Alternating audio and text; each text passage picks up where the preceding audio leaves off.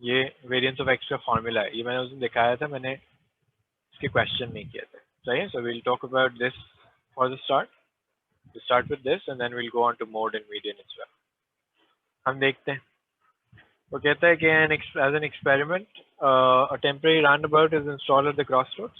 The time x minutes which vehicles have to wait before entering the roundabout has probability density function this. Find the mean and standard deviation. So mean is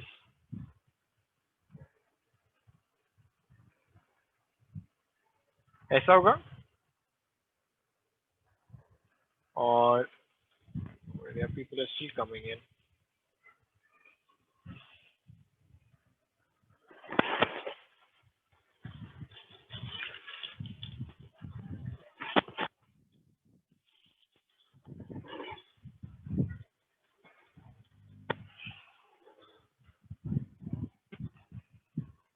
Okay, so mean ऐसा होगा, और मैं लिखूंगा x into 0.8 minus 0.32 x, और फिर मैं इसको integrate करने की कोशिश करूंगा 0 to 2.5,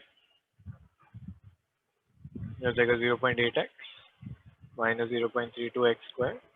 अब मैं इसको इंटीग्रेट करूंगा,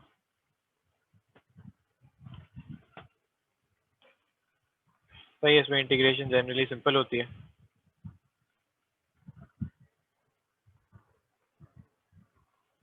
ओके,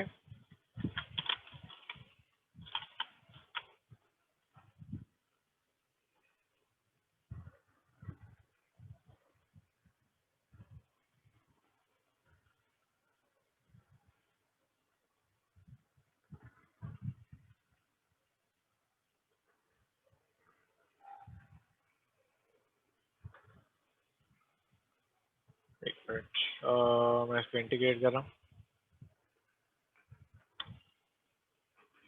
यार। 5/6 दुआ मुझे 5/6 बता रही हूँ। सही, थैंक यू दुआ। आप प्लीज मेरे लिए इंटीग्रेशन थोड़ी सी कर लेना, I don't want to keep repeating the calculator. Okay, standard deviation निकालने से पहले वेरिएंस निकालना पड़ेगा। वेरिएंस निकालने के लिए मैं क्या करूंगा, मैं लिखूंगा वेरिएंस का फॉर्मूला पहले, x F of x square F of x, और पहले dx लगेगा, बाद में मीन स्क्वायर आएगा। यानी मीन स्क्वायर को इंटीग्रेट नहीं करना, आपने x square F of x को इंटीग्रेट करना है। तो जाएगा x square into 0.8 minus 0.32 x 0 to 2.5। सही,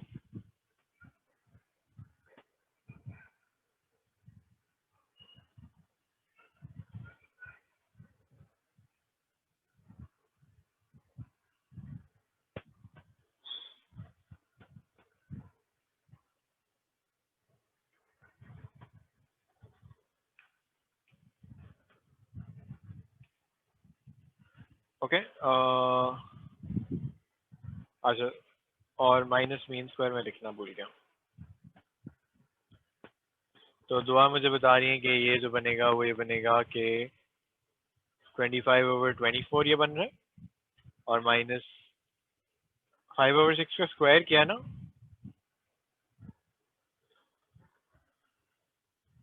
ओके, 25/72 आंसर आ रहा है।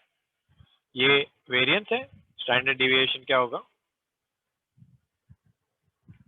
सही है।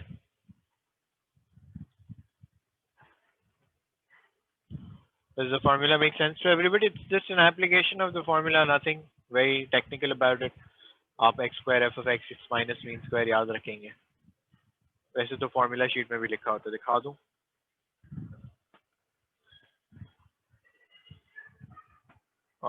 ये देखो,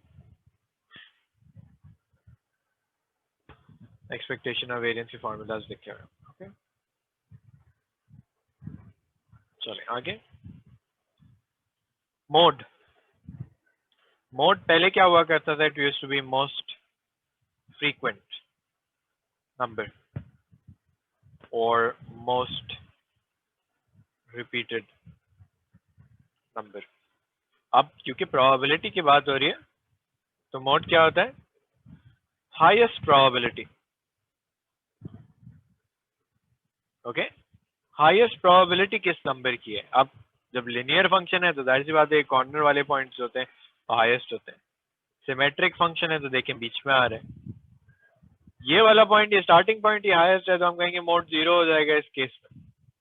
लेकिन कभी कभार क्या होगा, कभी कभार आपका जो फंक्शन है वो इस तरह का होगा, तो आप कहेंगे कि भाई मोड जो होगा ये टर्निंग पॉइंट होना चाहिए। तो टर्निंग पॉइंट कैसे निकालते हैं? टर्निंग पॉइंट निकालते हैं dy बाई डी एक्स को इक्वल्स टू 0 करके। सही है, तो ये बात यहाँ पे लिखी हुई है कि कभी for some probability density functions you will need to determine the maximum point on the curve using the fact that at a maximum point f bar of x equals to 0 where f bar of x equals to df of x dx. Note that a maximum point is confirmed if double differential is less than 0. ये वही बातें जो आपने AS में पढ़ी हैं। किसी को कोई कुछ पूछना हो तो please feel free to stop me somewhere and ask me whatever you want. सही है, ये कहता है कि भाई ये रसम ही आ रहा है अभी। ओके, उसने कहा as a PDF defined by this, उसने कहा आप मोड डिफाइन करके बताएं।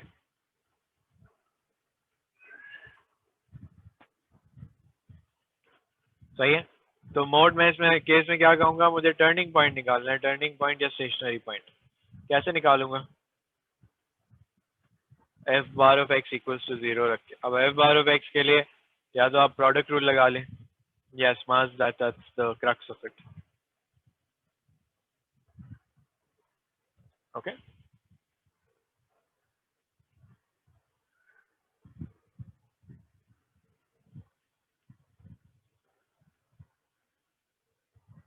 अच्छा F bar of X equals to 0 रखना है, तो अब एफ बार ऑफ एक्स निकालने के दो तरीके हैं कि भाई आप जो है वो या तो इसको एक्सपैंड कर दें या फिर आप प्रोडक्ट रूल लगा दें। मुझे जो है वो एक्सपेंशन इस वक्त ज़्यादा बेहतर लग रही है आइडिया, तो मैं एक्सपेंशन करता हूँ। मैं कहता हूँ 8 minus 2x plus 4x minus x square. तो ये बन गया 3/10 माइनस, सॉरी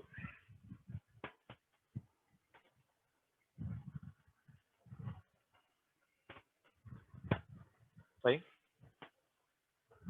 ये एफ ऑफ एक्स है। अभी मैं एफ बार ऑफ एक्स करूँगा, तो बन जाएगा 3/10 plus 6/80 minus 3x square over 80। तो ये बन जाएगा 6/80 minus 6x over 80 equals to 0। तो ये बन गया 6x over 80 equals to 6 over 80. So the mode is 1. Okay.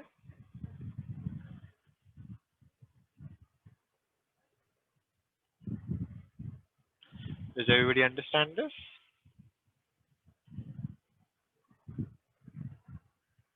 Uh, 24 over 80 कर लो, मैंने कैलकुलेट कर दिया।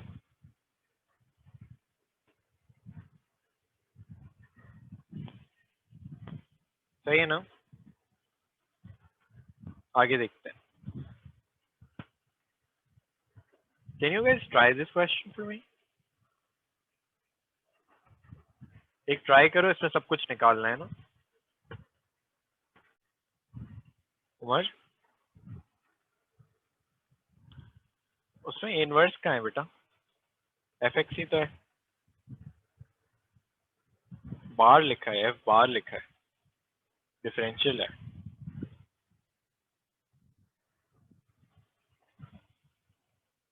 सही है,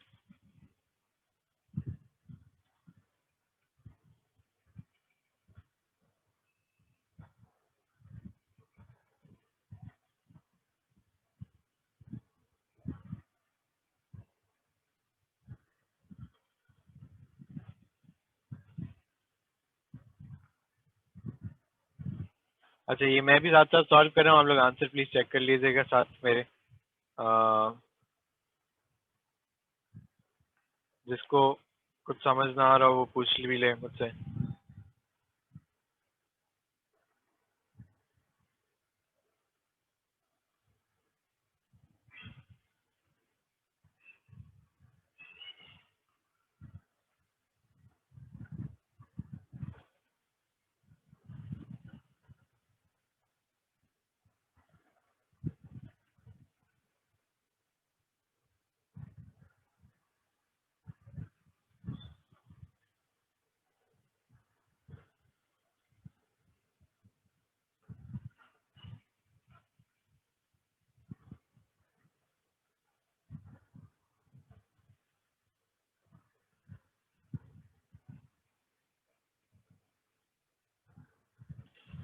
ये यहाँ पे f बार नहीं होना चाहिए, सॉरी।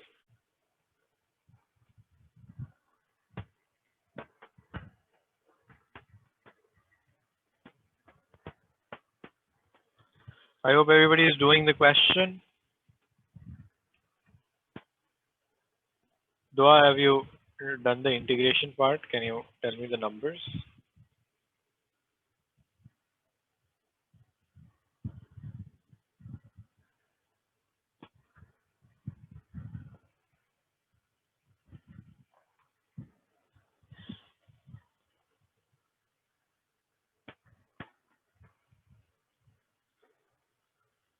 One over 108। फिर b में 1 में मीन निकालना है। Mean is all values 0 to 6 integrate कर दें। 1 over 108 into x 6 minus x square, सही है। x into f of x. So if I do this,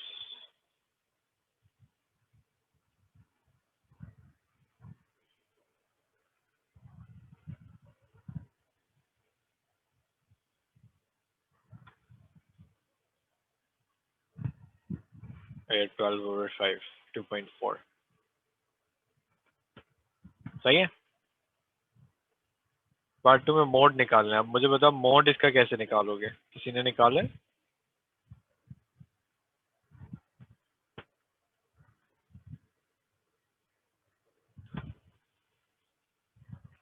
किसी के पास आया है मोड बेटा?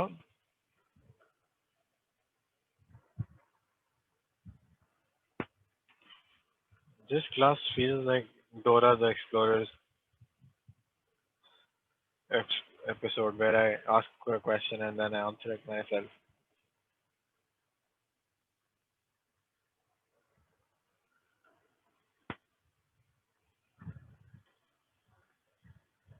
मैं randomly call out करूँगा।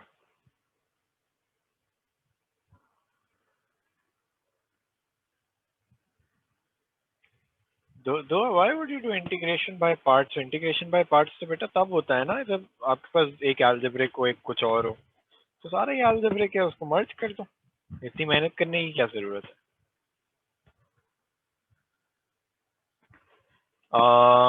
Okay, Fatma, मैं जो है वो I've opened up the function.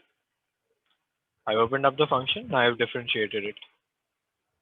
इसको equals to 0 रख दूंगा, तो हो जाएगा 36 minus 24x plus 3x square. x की दो वैल्यूज आएंगी।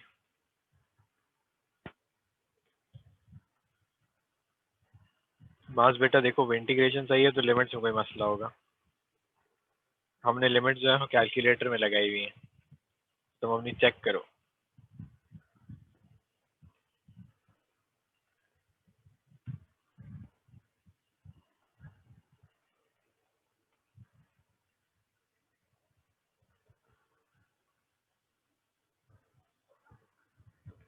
Fatima, is that clear? अच्छा, मैं लगा के चेक कर लेता हूँ। एक मिनट मास, एक minute. But I have a feeling वो सही आंसर है, if I remember it correctly from the previous class. पहले जरा मोड देख लो, मैं वापस आ जाता हूँ उस पर। अब देखिए दो टर्निंग पॉइंट आ गए। Yes, Fatma, we are trying to find the highest point of this curve, right? So we have to find the turning point, maximum point ढूंढना है, सही है? That's what I'm trying to find. अब उसमें जो है, अब मैंने डिफरेंशिएट किया, इक्वल्स टू 0 किया कि दो पॉइंट्स आ गए। अब इनमें से एक मैक्सिमम है एक मिनिमम है, कैसे पता चलेगा? मैं डबल डिफरेंशियल करता हूँ। डबल डिफरेंशियल मैंने किया तो ये बना -24 प्लस 6x, तो मैंने कहा डबल डिफरेंशियल ऑफ 6, तो ये आया 12। That means this is a minimum, ये मिनिमम है। अगर एक मिनिमम है तो दूसरा मैक्सिमम होगा, therefore this is the mode. Does this make sense to everybody कि मोड के लिए डिफरेंशिएट किया, दो टर्निंग पॉइंट आए, दो टर्निंग पॉइंट आने के बाद डबल डिफरेंशियल क्या, ताकि पता चले किसी कौन सा मैक्सिमम है कौन सा मिनिमम है, मोड मैक्सिमम हुआ करता है. ओके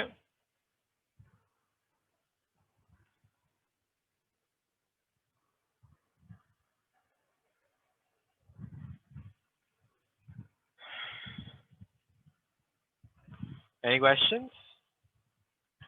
वेरिएंस पर सिंपल होता है.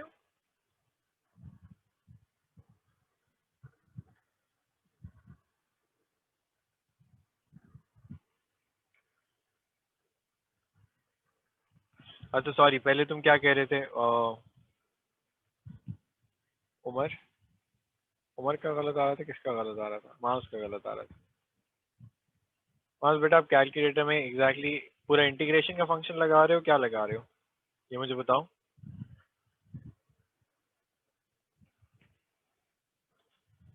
What did you punch in on a calculator?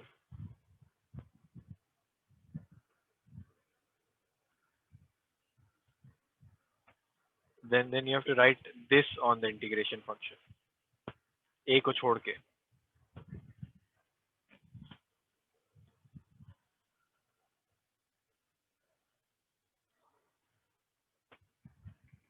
One 108 ही आ रहा है. तुमने ये तो नहीं लगा दिया?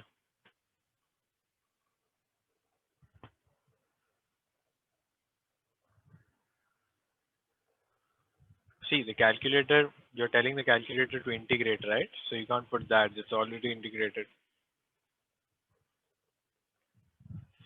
सही है, समझ आ गई ना बात? Okay. So x square into 1 over 108 x into 6 minus x square 0 to 6 minus 2.4 square. Do we have answers to this?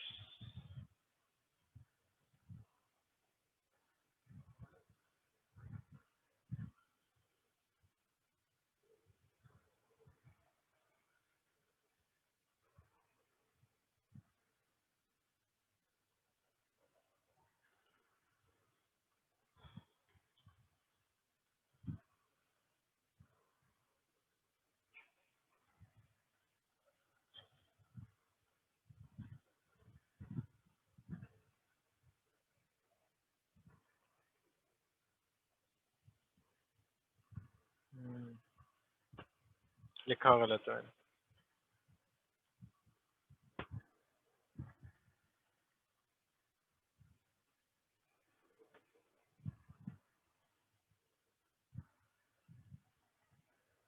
O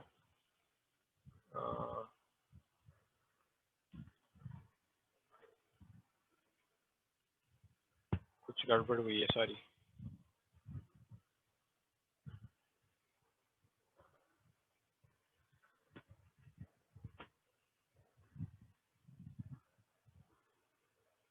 one 1.44.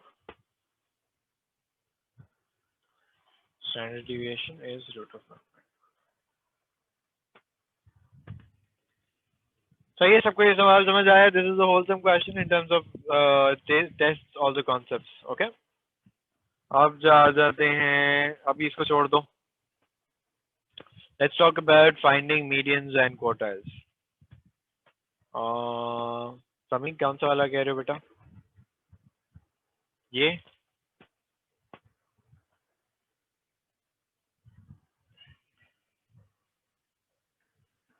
एक दफा एक्सपैंड करके बता दें. देखो, मैं करता तो मैं 108 को तो बाहर ले जाता. मैं कहता कि अंदर बन जाएगा एक्स क्यूब और ये ब्रैकेट एक्सपैंड हो जाएगा 36 minus 12x plus x square. फिर मैं कहता कि ये बन जाएगा 36x cube 12x power 4 x power 5. फिर ये सारे इंटीग्रेट हो जाएंगे. 36x power 4 over 4 minus 12x power 5 over 5 plus x power 6 over 6. और बाहर 108 लगा हुआ है, 1 ओवर 108 और फिर 0 to 6 की लिमिट. सही. ओके, अब जी medians and quartiles, and this is very important. Let's look at it very carefully. Okay, अच्छा हम कहते थे कि भाई पूरे कर्व को इंटीग्रेट करें, पूरे कर्व को इंटीग्रेट करें सारी डोमेन पे, तो एरिया कितना बनता था? 1। अब मीडियन क्या चीज होती है? Median is the middle value.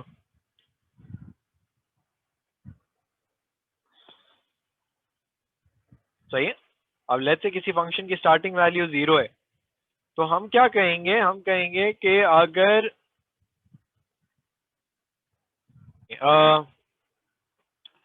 Median का क्या कॉन्सेप्ट होता है कि आप 0 टू m कहते हैं मीडियन को, अगर कि स्टार्टिंग वैल्यू आपकी 0 है तो कितनी प्रोबेबिलिटी आनी चाहिए? उसकी प्रोबेबिलिटी जो आनी चाहिए वो 0.5 आनी चाहिए। क्या ये बात सबको समझ आती है कि स्टार्टिंग वैल्यू से m तक अगर इंटीग्रेट करें तो प्रोबेबिलिटी जो है वो 0.5 आनी चाहिए। इसी तरह ये मीडियन के लिए वर्किंग है, फॉर मीडियन। अब मुझे बताओ फॉर लोअर क्वार्टाइल क्या होगा?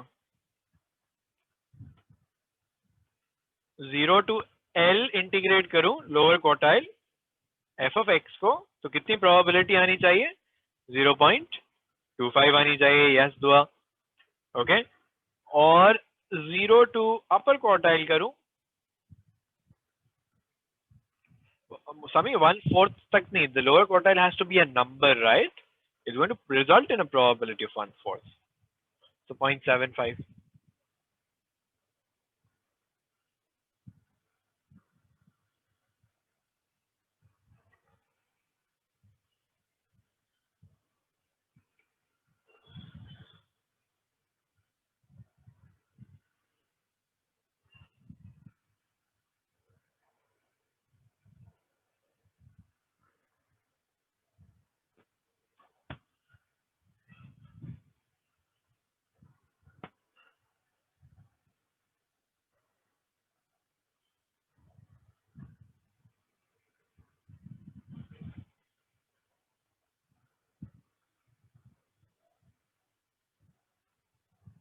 सही, सवाल देखते हैं। वो कहते हैं x is a continuous random variable with VDF as shown. Fine. अच्छा ये वाला छोड़ दो, ये वाला पार्ट इसका कैंसिल कर दो। सही, सॉरी, यहाँ पे आ गया। This is not part of your syllabus. Part B से स्टार्ट करते हैं। Find the probability of x between 0.3 and 1.8। तो आप क्या करेंगे?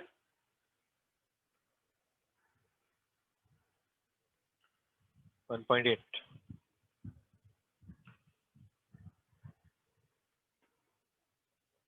Can someone tell me the answer?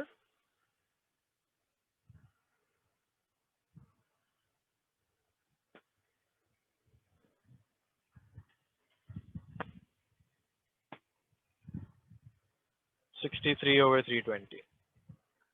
अच्छा, फिर पार्ट सी में जो है वो मीडियन निकालना है, तो मैं क्या करूंगा? मैं 0 टू m इंटीग्रेट करने की कोशिश करूंगा 1/8x को, और कहूंगा कि प्रोबेबिलिटी 0.5 आनी चाहिए। इसकी इंटीग्रेशन बनेगी 8/16। 0 टू m लगेगा 0.5, सो x स्क्वायर, ये बनेगा m²/16 minus 0²/16, m square equals to 8, m equals to root of 8 equals to 2√2। सही है। अब यहाँ पे एक कॉमन मिस्टेक क्या होती है? लोग ये देखते हैं 0 to 4 तक है और आगे कह देते हैं 2 मीडियन होगा।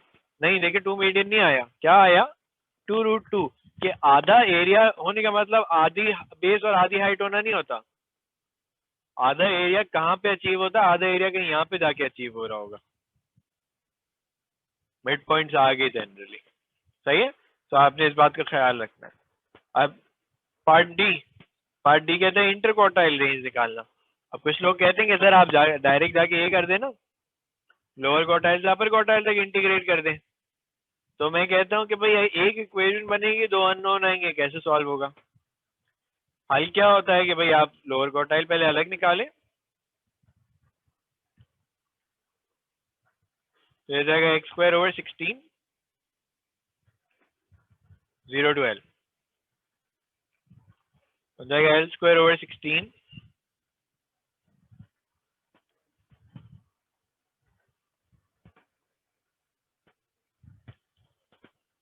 सही है, लोअर क्वार्टाइल 2 आया।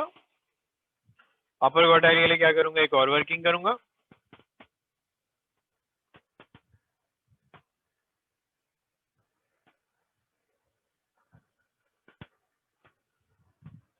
.75, तो ये बन जाएगा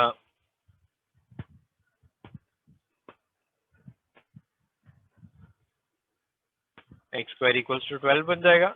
अब यू स्क्वायर इक्वल्स टू 12, मैं थोड़ा सा डायरेक्ट कर रहा हूँ। तो इंटर क्वार्टाइल रेंज क्या हो जाएगी,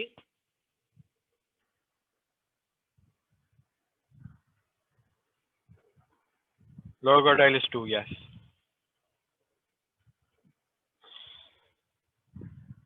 सही है, क्या सबको समझ आए?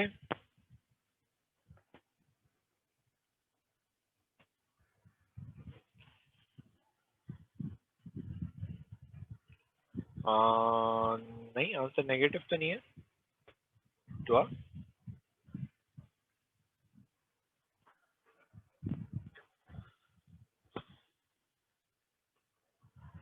1 पॉइंट क्या बता रहे हो, 1.46 आंसर।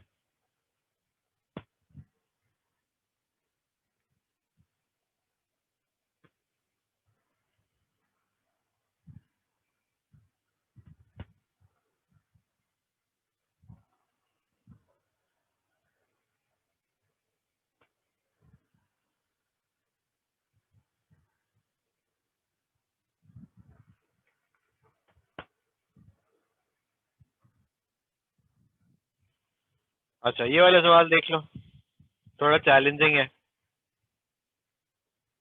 ये कहता है कि x is a continuous random variable with PDF P of f of x where इसका भी पहला पार्ट छोड़ना पड़ेगा, sorry, can you cancel this out?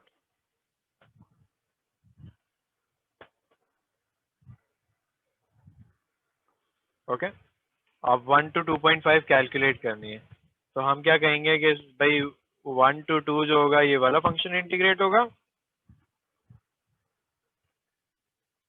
और 2 to 2.5 जो है वो ये वाला फंक्शन इंटीग्रेट होगा।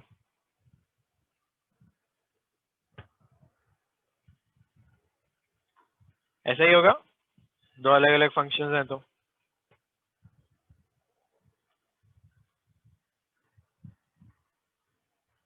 कोई बताएगा आंसर क्या आ रहा है?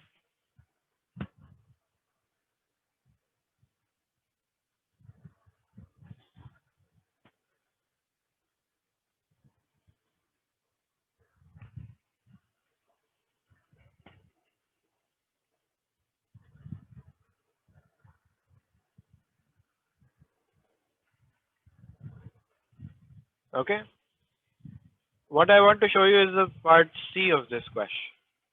मुझे मीडियन निकालना है, क्या करूं?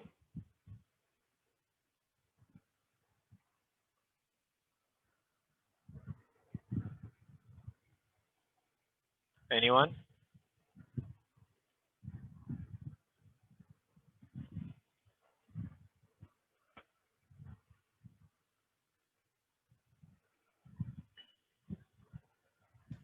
सर इन दोनों को प्लस कर देंगे, किन दोनों को प्लस कर? जो x/3 है और बाकी -2x/3 + 2 को। तुम फंक्शन कंबाइन कर रहे हो, नया फंक्शन बना रहे हो? जी नहीं, सर। नया फंक्शन नहीं बना सकते इसमें, never. Okay, never combine the functions, अलग अलग करने होते हैं हमेशा, क्योंकि तुम नया फंक्शन बनाओगे तो कुछ अजीब ही बन जाएगा वो फिर। अच्छा, फातिमा कह रही है 0 to नहीं सर, इन दोनों को इंटीग्रेट करके 0.5 करेंगे ना, प्लस कर दे। तुम कह रहे हो प्लस करके इंटीग्रेट 0 to 5 वो करूँ ये और फातिमा आप क्या कह रही हैं? ये गलत है वैसे, मैं अभी तुम्हें बताता हूँ क्यों। ओके वेट, मैं कह रही हूँ एक इक्वेशन को इंटीग्रेट करके उसका लिमिट्स होंगी 0 और m, और उसका इक्वल्स टू करके 0.5 अगर ऐसे हम लोग करते थे ना कि अब फुल कौन सी वाली, इंटीग्रेशन करके पहली वाली या इक्वल्स टू दूसरी 1 वाली? एरिया होता था वैसे। पहली वाली या दूसरी वाली, सवाल ये है। पहली वाली। क्यों पहली वाली? I have no clue, but पहली वाली।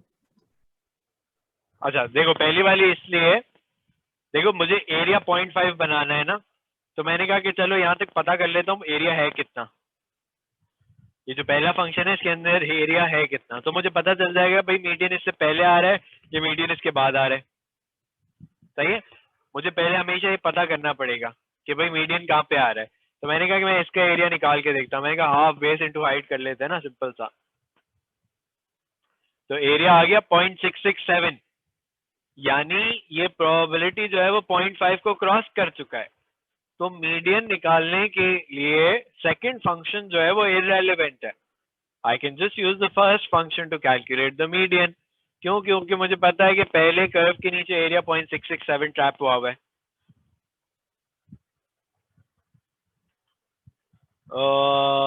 Sami, 3 का half is 1.5 is not a good explanation for this. Maz, you're right. Since I have the major area there, I would do that. Okay.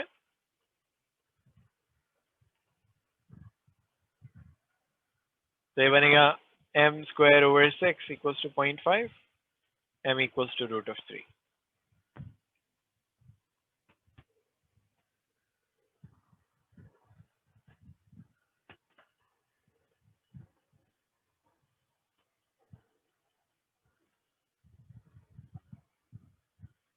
दुआ, then you check first.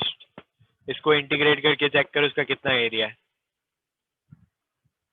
Diagram नहीं है ना, तो इसको integrate करके check करो, area इतना आएगा। फिर कहोगी कि भाई इसके अंदर एरिया 0.5 आ रहा है तो इसी को करना चाहिए सिर्फ, अगर नहीं आ रहा तो फिर अगली वाली बताना चाहिए। रेयर होते हैं questions. I could do that, Maz.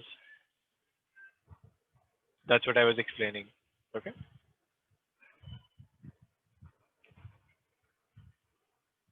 चलें जी, we are on to past paper questions. Let's do the more difficult ones. चलो बल्कि in fact let's just go in order. कितने हैं? 3 ही है ना? Let's go in order. I think we'll be able to do it. We'll wind up the class on that.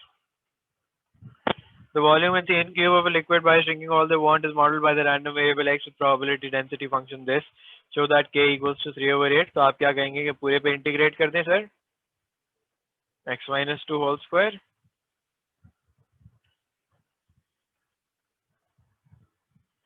तो ये बन जाएगा k x minus 2 cube over 3.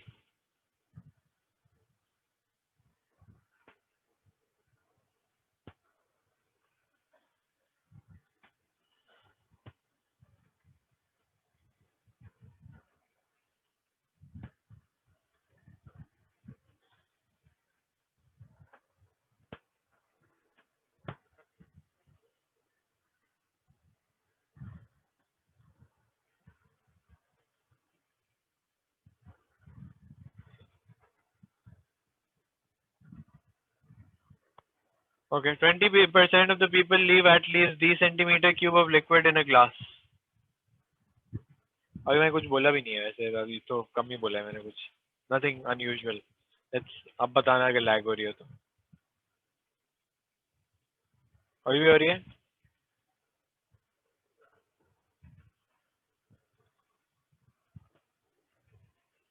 समी कह रहे हैं मेरी आवाज लैग हो रही है, नहीं ना? ओके।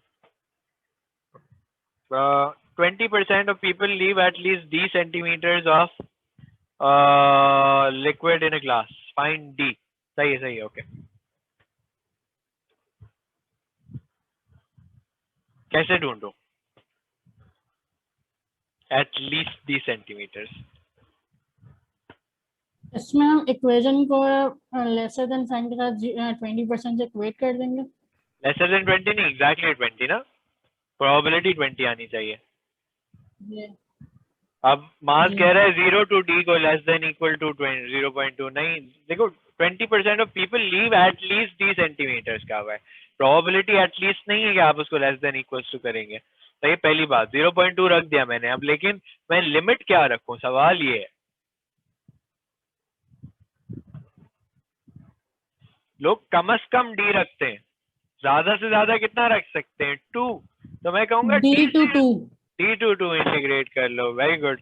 सही है, d2 इंटीग्रेट कर लो कि 3/8 x minus 2 square.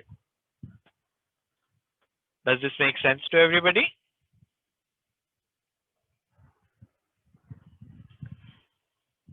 Abdul Moiz, Fatma, make sense? On.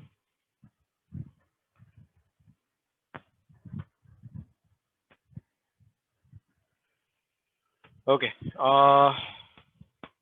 3/8 बाहर निकाल लेता हूँ. मुझे बाहर निकाल के जो है वो ज़्यादा कंफर्टेबल लगता है उसको सॉल्व करना. It's your choice. It doesn't matter.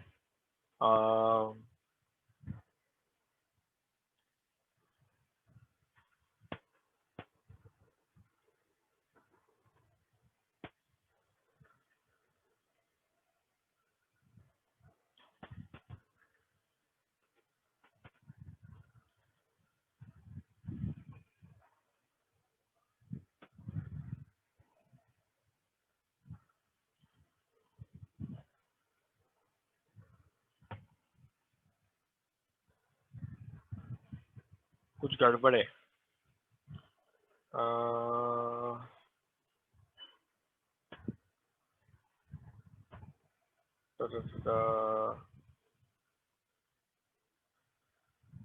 नहीं सही है. ओके, यहाँ पे सॉल्व कर देता हूँ.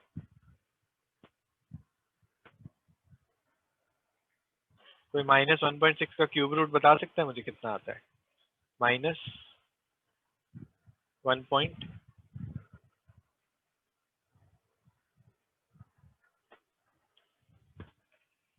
Cube root. हाँ,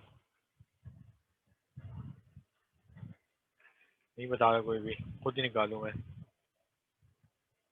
So sad. 1.17.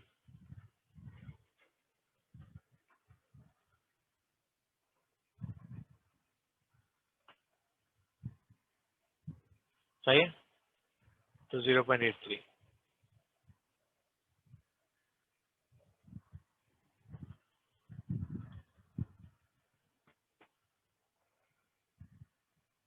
सही है.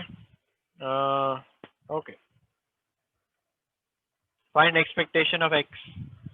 वो इजी काम है, मुफ्त के मार्क्स होते हैं 3. सब कुछ दिया हुआ होता है, तो इंटीग्रेट करके दिखाना होता है.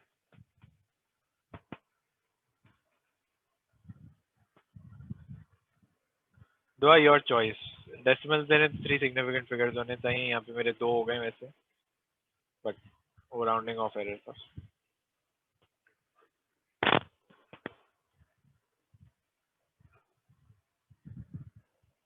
तो मुझे कैलकुलेट करके बताओ एक्सपेक्टेशन कितनी आ रही है.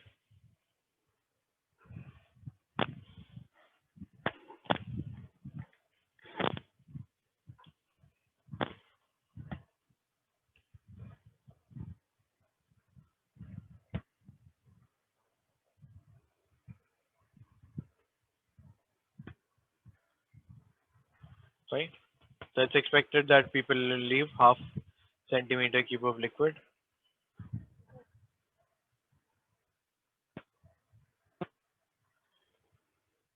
Okay.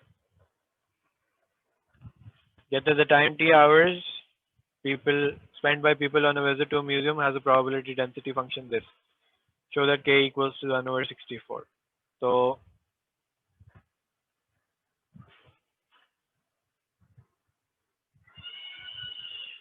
आप लोगों ने इंटीग्रेशन बाय पार्ट्स तो कर लिया है ना?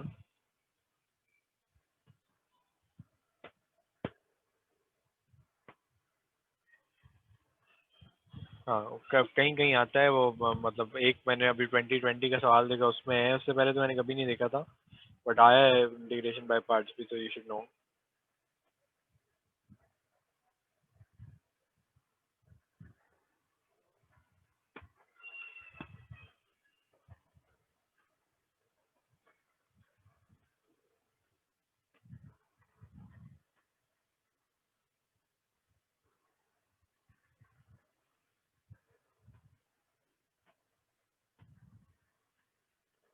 सर नेसेसरी है कि हम सारे स्टेप शो करें इसमें? एग्जाम में हाँ, प्रैक्टिस में नहीं. एग्जाम में अगर वर्किंग ना याद आए तो एग्जाम में वर्किंग सारी दिखानी पड़ेगी आपको। like it can happen। तो हम सब तो एक या दो स्टेप शो करके डायरेक्ट कैलकुलेटर से आंसर देते हैं। देखो यहाँ तक शो करनी है, इसके बाद लिमिट्स भी शो करनी है। दिस इज ठीक है। The minimum working that you need to show, right? क्योंकि लिमिट्स इंसर्ट नहीं करते ना तो इंटीग्रेशन जो होती है वो इनकम्प्लीट कहलाती है। के पाई लगा 1/64 है ना। पार्ट 2 देखो, तो कहते हैं calculate the probability that two randomly chosen people each spend less than 1 hour on a visit to the museum.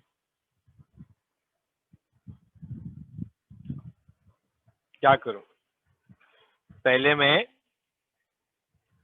0 to 1, कोई मुझे कैलकुलेट करके बताएगा?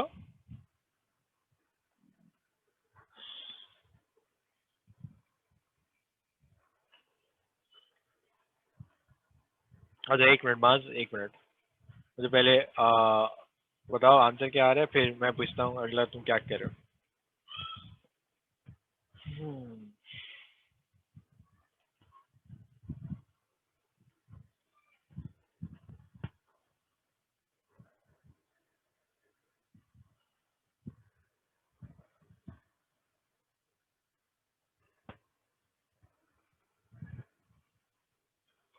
31/256.121।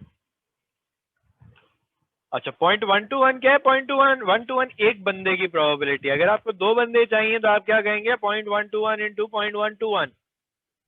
You want both to be successful, okay? So आप कहेंगे कि 0.121 into 0.121, तो ये आ रहा है 0.0147। सही है?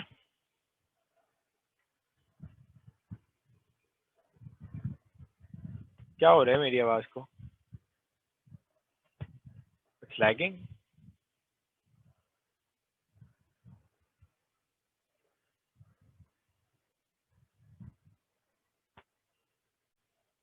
चलो ये एक इम्पोर्टेंट सवाल है, इस पे हम क्लास को खत्म करेंगे। Let's try to do this. ये कहता है each of the random variables t, u, v, w, x, y, z takes values between 0 and 1 only. Their probability density functions are shown in figures 1 to 7 respectively. Which of these variables has the largest median? Largest median. क्या बताओगे?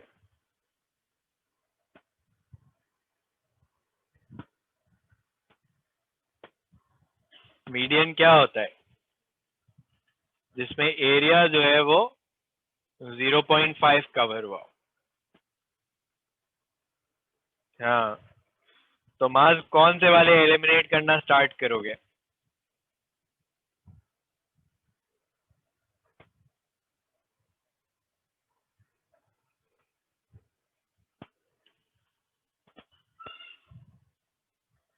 Answer is you. Fatima ये कह रही हो? नहीं, ये answer नहीं है। मास कह रहा है एक्सपोनेंशियल कर, ये वाला, ये वाला 5 या 6।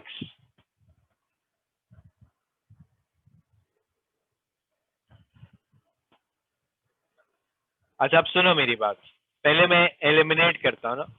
अब्दुल मजीद फिगर 3 का तो मीडियन ये आ जाएगा ना, 0.5 ही आ जाएगा। मिडिल वैल्यू सिमेट्रिक है ना, आधा एरिया आगे आधा एरिया पीछे।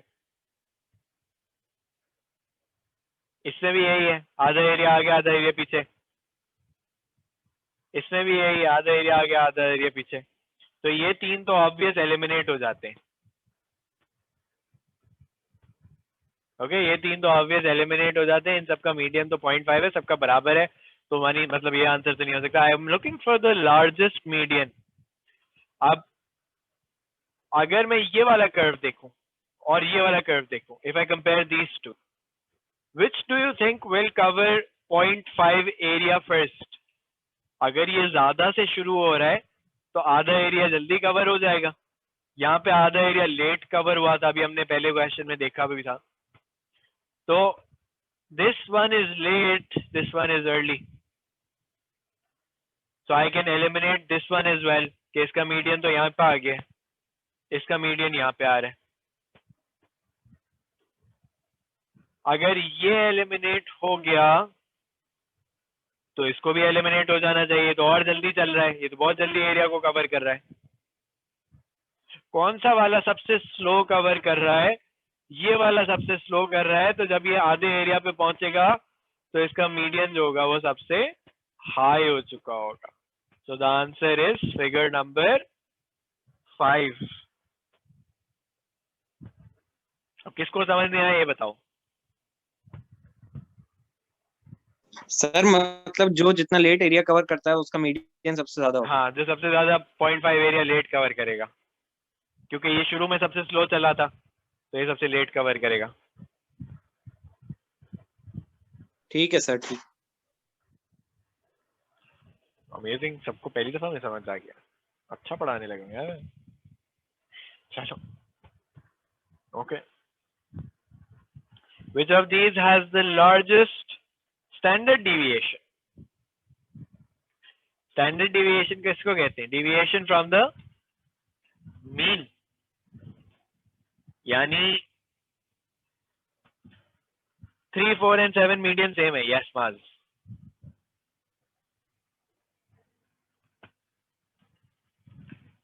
Largest standard deviation। अब standard deviation की बात कर लो।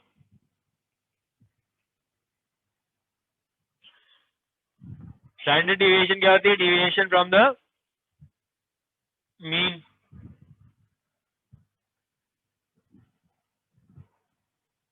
यानी एक्सट्रीम पे ज्यादा वैल्यूज होनी चाहिए, एक्सट्रीम पे ज्यादा वैल्यूज होनी चाहिए, यानी एक्सट्रीम की प्रोबेबिलिटीज ज्यादा होनी चाहिए। तो कौन से वाले फंक्शन की ज्यादा है?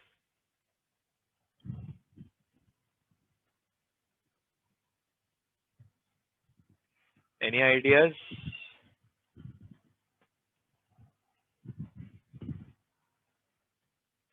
फिगर 3।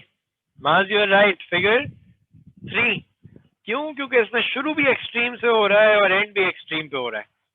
आखिरी वैल्यूज की प्रोबेबिलिटीज बहुत ज्यादा है, which means that this has the highest standard deviation. Most deviation from the mean occurs in this.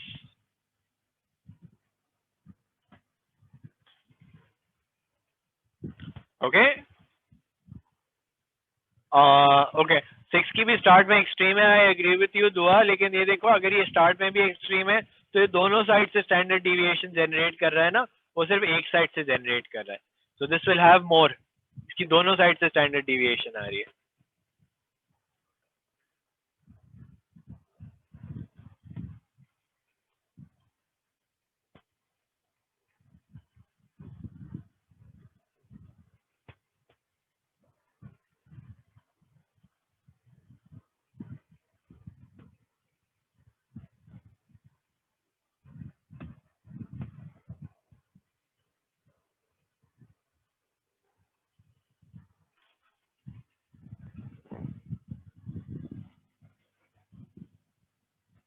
है एक्स एक्सिस मीन पॉइंट क्या मतलब?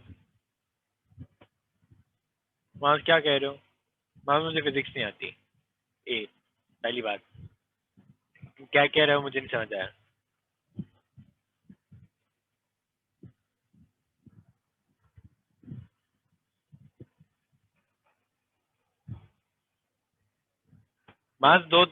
माज इनके तो मीन पॉइंट्स तुम्हें इंटीग्रेशन करके पता चलेंगे, एक्सपेक्टेशन तुम निकालोगे तो इसके भी और इसके भी। इनके जो है वो सिमेट्री क्रिएट हो रही है तो इनके मीन पॉइंट्स यही होंगे।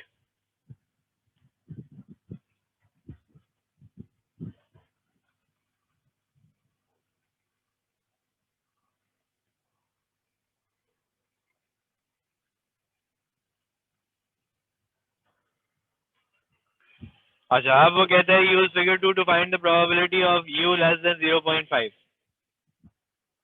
तो फिगर 2 क्या करूंगा? जल्दी जल्दी बताओ, अब टाइम खत्म हो रहा है। इक्वेशन ऑफ फिगर 2 निकालूंगा। 2 पॉइंट्स नजर आ रहे हैं मुझे, 0,2 1,0।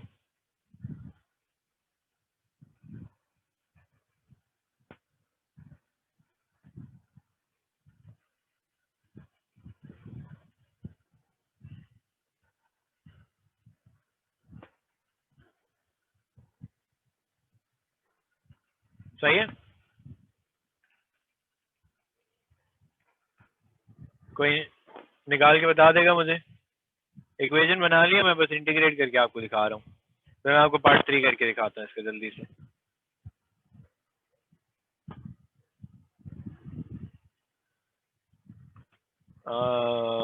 और ये देखो, ये 12 मार्क का सवाल था, टोटल 12 मार्क का सवाल है यार। कोई 3/4 तो क्या 3/4। आखिरी पार्ट देखो, the probability density function show that a equals to n+1। जब भी ऐसे सवाल होता है तो हम कहते हैं कि भाई इसको 0 से 1 तक इंटीग्रेट करना चाहिए। अच्छा, मैं इसमें पेज ऐड कर लेता हूँ रादर देन मर्जिंग इट। हो गया।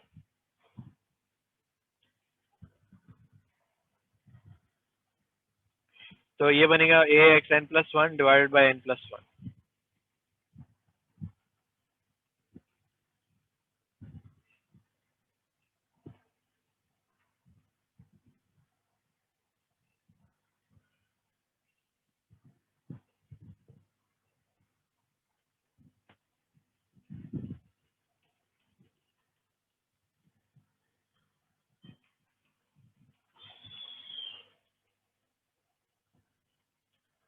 सही है, इंटीग्रेट हो गया। पार्ट बी कहता है एक्सपेक्टेशन ही है, तो मैंने कहा x ax power n equals to 5/6। तो ये बनेगा ax n+1 का इंटीग्रल। तो ये बनेगा ax n+2 divided by n+2। सबको वर्किंग समझ आ रही है?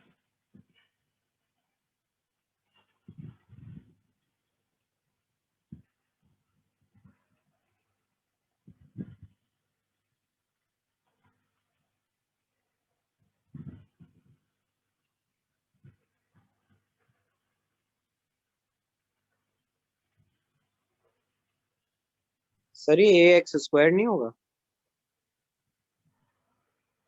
कहाँ पे?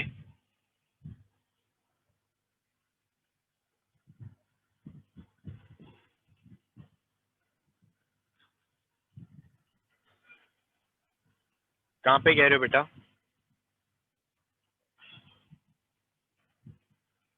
सर सेकंड स्टेप में x ax लिखा हुआ है ना? ये देखो, सेम बेसिस थी तो मैंने इनकी पावर्स ऐड कर दी।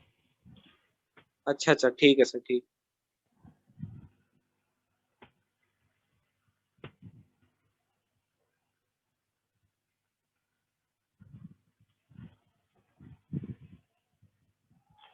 Okay, that will give you full marks on this. 7 mark.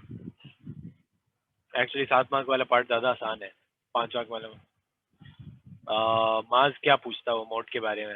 Highest mode, highest mode इसका है।